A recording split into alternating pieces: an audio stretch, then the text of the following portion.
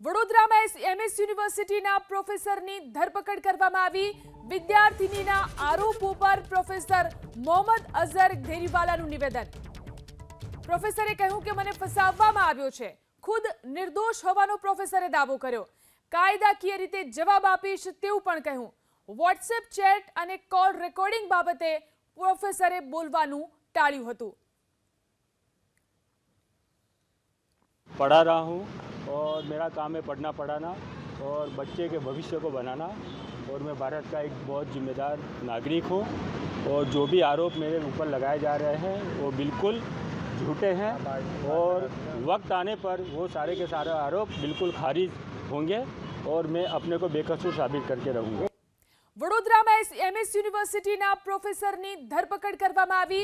વિદ્યાર્થીનીના આરોપો પર પ્રોફેસર મોહમ્મદ અઝહર ઘેરીવાલાનું નિવેદન। પ્રોફેસરે કહ્યું કે મને ફસાવવામાં આવ્યો છે, ખુદ નિર્દોષ હોવાનો પ્રોફેસરે દાવો કર્યો। કાયદાકીય રીતે જવાબ આપીશ તેવું પણ કહ્યું। વોટ્સએપ ચેટ અને કોલ રેકોર્ડિંગ બાબતે પ્રોફેસરે બોલવાનું ટાળ્યું હતું।